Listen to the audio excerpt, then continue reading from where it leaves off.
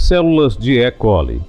Estas células procarióticas replicam-se mais rapidamente e de maneira eficiente.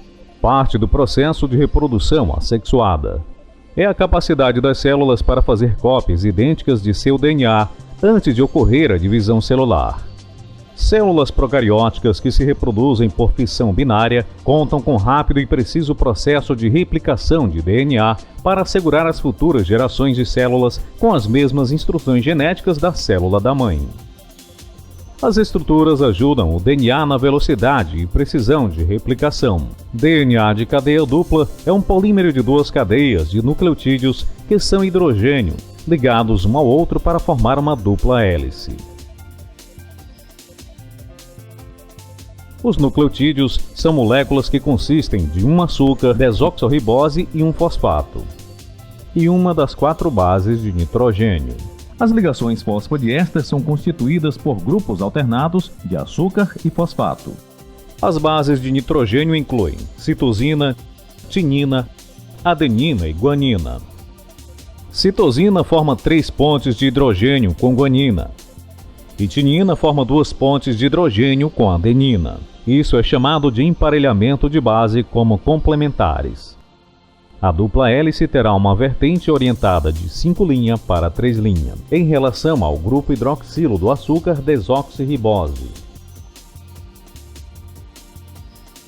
E a outra vertente orientada de 3' para 5', mostrando a natureza antiparalelo dos filamentos de DNA.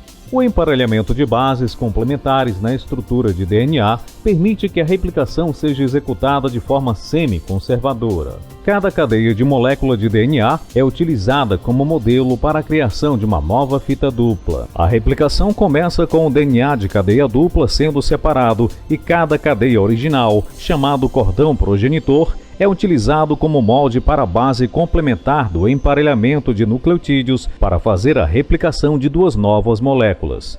A replicação do DNA ocorre em 5' para a direção 3', adicionando novos nucleotídeos ao final de 3' da cadeia recém-formada. A replicação do DNA começará em uma área específica da molécula chamada de origem de replicação. A origem de replicação indica a área de replicação ativa, a chamada forquilha de replicação. Para entender a complexa replicação de DNA nos organismos eucarióticos, os cientistas estudaram primeiramente a replicação em modelos procariotas, como E. coli. Um número de enzimas são necessárias para a replicação proceder, uma vez que a forquilha de replicação é estabelecida.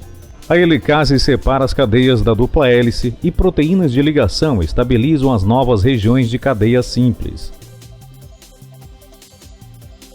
Girase DNA é usada para garantir que as áreas de cadeia dupla no exterior da forquilha de replicação não façam novelos. Uma vez que a forquilha de replicação é estável, DNA polimerase catalisa a adição de novos nucleotídeos à acrescente cadeia filha. Outras proteínas, tais como grampus beta e grampo carregador, ajudam a segurar o DNA polimerase em lugar do DNA. Sequências curtas de RNA, chamados iniciadores, têm de ser emparelhados com o fio molde pela enzima primase, porque o DNA polimerase não pode começar a adicionar nucleotídeos sem um iniciador. A replicação de ambas as cadeias ocorre ao mesmo tempo, uma usando a síntese contínua e a outra usando a descontínua.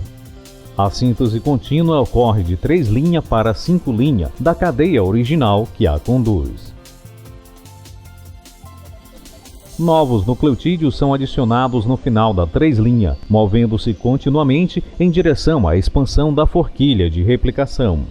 A síntese descontínua ocorre da cadeia principal, que está orientada em 5' para 3', chamado de cadeia atrasada, e são concluídos em segmentos, chamados fragmentos Okazaki. A replicação a partir desses fios utiliza primase para adicionar iniciadores à frente da 5' final do fio atrasado. DNA polimerase 3 adiciona sequências curtas de nucleotídeos, os fragmentos de Okazaki, para o iniciador preencher a lacuna. Como a hélice está aberta, todo esse processo se repete até que toda a cadeia é replicada.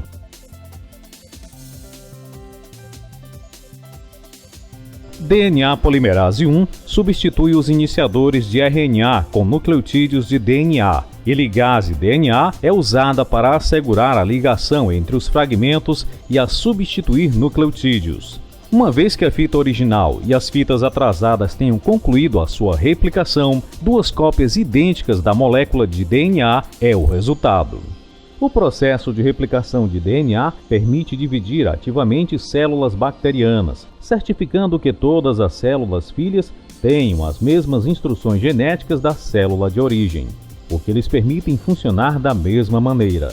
Assim, as populações bacterianas podem crescer aumentando o número de indivíduos na colônia.